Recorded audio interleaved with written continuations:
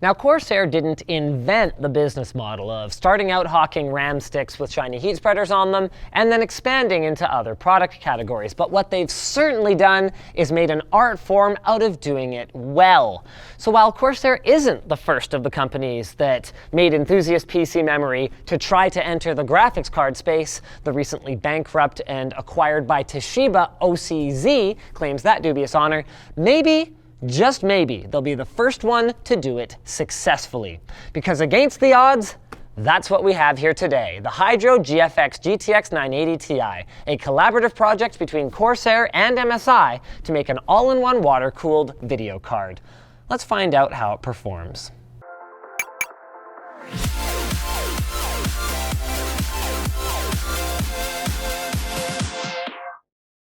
FreshBooks is the super simple invoicing solution that lets you get organized, save time, and get paid faster. Check out the link in the video description to try it for free.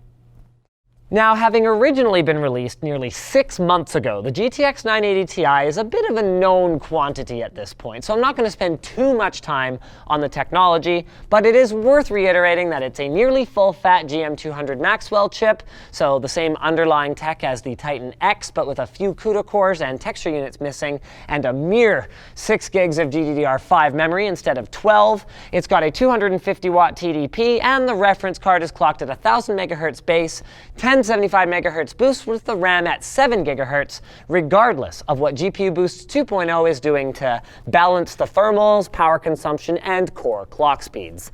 And that right there is where Corsair figures their value add as something of a PC cooling specialist comes in. Cooler running computer hardware has always been preferable, but while in the old days you had to manually turn up the speeds or overclock your components to take advantage of any additional performance headroom, Kepler and Maxwell architecture NVIDIA cards are able to leverage it intelligently on the fly, allowing a cooler card to effectively be running at a higher speed more of the time.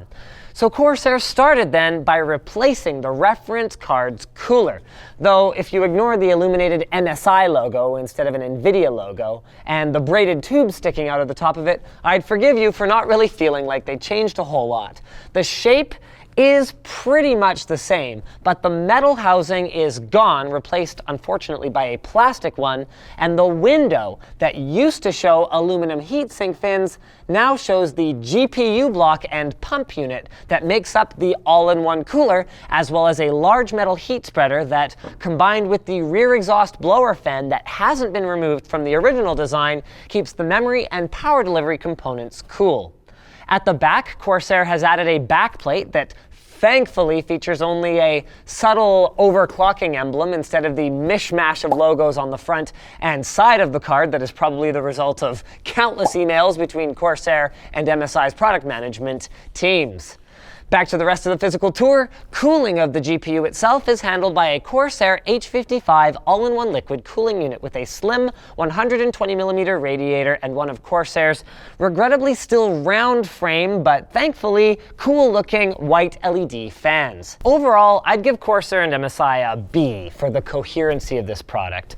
Looking at it, it's not really clear who makes it, and compared to AMD's Fury X, which powers the fan and the pump off the card directly, rather than requiring the end user to plug the fan into a header on the motherboard, or to Gigabyte's WaterForce 980 Ti that was just announced, that uses a non-reference PCB for the card itself, it feels like while Corsair didn't skimp on quality, this is a fairly tentative, let's see how this goes foray into making graphics cards.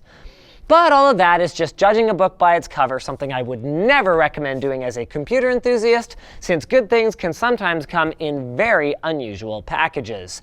So let's talk about how then we tested the Hydro GFX.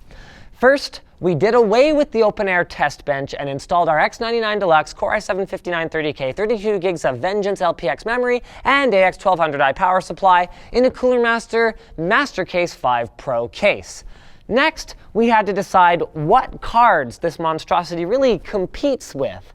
Corsair's marketing materials only really compare against a reference 980 Ti, and then they apply a safe but definitely significant overclock only to their own. So while we included all of those numbers, to make things more interesting, we also threw in a G1 Gaming 980 Ti from Gigabyte with their WindForce triple fan cooler and an AMD Fury X, since it's the only other all-in-one liquid-cooled card that we have on hand.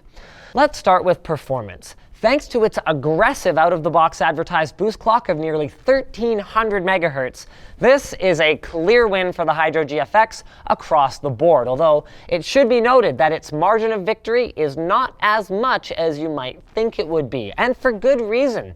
While the Hydro GFX and the Fury X posted by far the best thermal results, like we didn't see that one coming, not to mention that under load they're noticeably quieter than the air-cooled cards, in a well-ventilated case, like the Master Case 5, both the Hydro Fury and Gigabyte's open-air triple-fan cooler design were able to achieve well over their advertised boost clocks in our test and ended up a mere 13 megahertz apart in our Crysis 3 Skybox thermal and power test.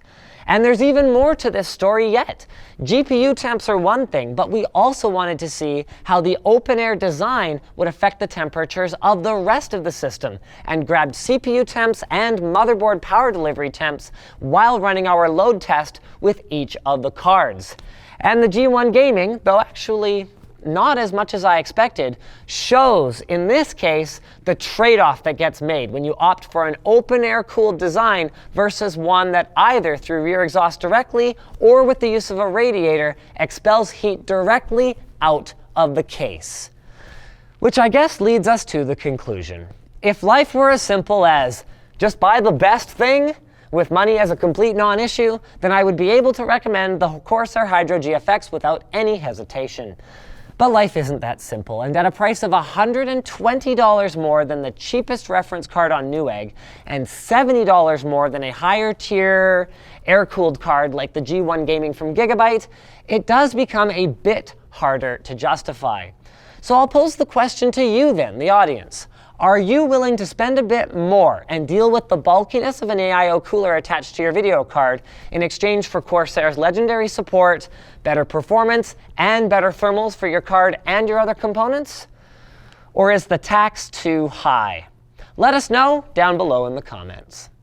And on that note, today's episode sponsor is NeedForSeat.com, makers of the Maxnomic chairs that you've probably seen in a lot of our behind-the-scenes videos on The WAN Show and, well, pretty much anywhere that I, Luke, or any other member of my team puts our butts down. They've got a wide variety of sizes and styles available, whether you're my size or Luke's size, and whether you want something, just black and plain and professional looking for the boardroom, or you're more into vibrant, outstanding colors. And this is cool. If you follow them over at Need for Seat on Twitter, I'll have that linked in the video description. You'll be the first to know the details of their upcoming Black Friday promotion. So if you've been thinking about upgrading your gaming chair, these guys are awesome and recently outfitted our whole office with their chairs, and we absolutely love them. So stay tuned and check out what kind of special deals they'll have available. So thanks for watching, guys. If you like this video, then if you disliked it, then do that. And then if you liked it, do this one, not the other way around. If you liked the video, get subscribed. Even consider supporting us directly by using our affiliate code to shop at Amazon, instructions up there, buying a cool shirt like this one, or with a direct monthly contribution through our community forum. Now that you're done doing all that stuff, you're probably wondering what to watch next. So click that little button in the top right corner to check out my video where I basically declare SteamOS to be a complete dead end. Am I right? Am I not? I guess you have to watch the video and find out. Well, that won't tell you if I'm right. That'll just tell you what I think. You'll have to decide for yourself if I'm right.